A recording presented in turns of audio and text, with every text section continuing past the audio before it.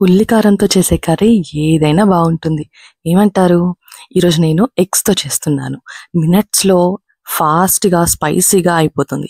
Side డిష్‌కైనా, డైరెక్ట్‌గా అన్నంలోనే కలుపుకొని తినడానికైనా బావుంటుంది. ముందుగా ఎగ్స్ తీసుకొని బాయిల్‌కి పెట్టేసుకుందాం. ఎగ్స్ బాయిల్ అవుతున్న టైంలో మనం ఒక గ్రేవీకి కావాల్సినవన్నీ కలిపి పెట్టుకుందాం. ముందుగా కప్‌లో ఒక టీ కప్ అంత వాటర్ వేసుకుందాము. నేను ఈ గ్లాస్‌తో తీసుకున్నానండి మెజర్‌మెంట్‌కి. నేను చెప్పే మెజర్‌మెంట్స్ 3-4 ఎగ్స్‌కి సెట్ అయ్యేటట్టు ఉంటుంది. ఒక హాఫ్ స్పూన్ పసుపు, 2 స్పూన్స్ కారం. కారం ఎక్కువ ఉంటేనే ఉల్లి కారంలో చాలా బాగా టేస్ట్ వస్తుంది. 2 స్పూన్స్ కారంతో పాటు 1 స్పూన్ సాల్ట్ వేసుకుందాము.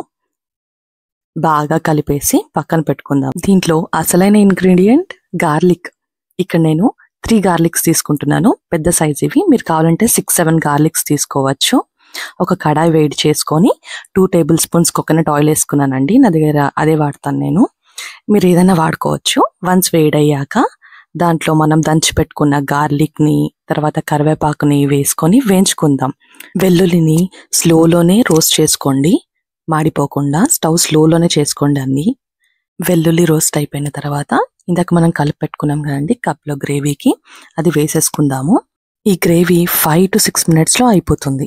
మనం తీసుకుంది 1 టీ కప్ ఆఫ్ వాటరే కదా, సో పెద్ద టైం ఏం పట్టదు. ఫస్ట్ 2 మినిట్స్కే మీకు పైన నురగా కనిపిస్తుంది. స్టవ్ మాత్రం స్లోలోనే పెట్టుకోండి. అంతలోపల ఎగ్స్ బాయిల్ చేసుకున్నాం కదా, బాయిల్ చేసుకున్న ఎగ్స్ పీల్ చేసేసుకుందాము. పీల్ చేసుకొని మధ్యలో స్లిట్ చేసి పక్కన పెట్టుకుందాం. మీరు ఎగ్స్ క్వాంటిటీ పెంచితే గ్రేవీ క్వాంటిటీ కూడా పెంచుకోండి.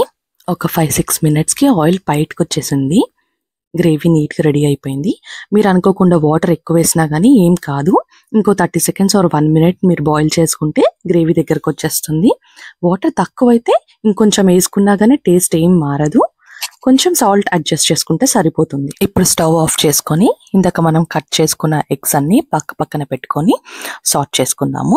నేను స్టవ్ ఆపేసానండి అడుగంటకుండా. ఎగ్ని ఇంకో వైపు తిప్పేటప్పుడు చెదిరిపోకుండా మెల్లిగా తిప్పుకొని స్టవ్ ఒక 15 to 20 సెకండ్స్ వేడికి పెట్టుకొని కట్ చేసిన కొత్తిమీర తీసుకొని గార్నిష్ చేసుకుంటే మన ఉల్లికారం ఎగ్ కర్రీ రెడీ అయిపోతుంది.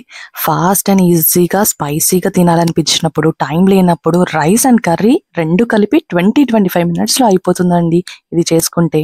మా ఇంట్లో మా నాన్న ఎప్పుడన్నా సాయంత్రం పూట మూవీకి వెళ్దామని సడన్ ప్లాన్ చేసినప్పుడు మా మమ్మీకి ఇదే ఆప్షన్ వస్తుంది అనమాట. ఈజీగా ఫాస్ట్గా అన్నమైన ఎగ్ కర్రీ చేసేసి మూవీకి బయలుదేరి వెళ్ళిపోయే వాళ్ళం. మీకు నచ్చింది అనుకుంటున్నాను రెసిపీ. ఈరోజు నేను ఈ ఎగ్ కర్రీ పప్పుతో చేశాను, టమాటో పప్పుతో చేశాను. ఈ రెసిపీ మీకు నచ్చినట్లయితే సబ్స్క్రైబ్ చేయడం మర్చిపోకండి. మీ ఫ్రెండ్స్ అండ్ ఫ్యామిలీతో షేర్ చేసుకోండి. Thank you. మీ పావని.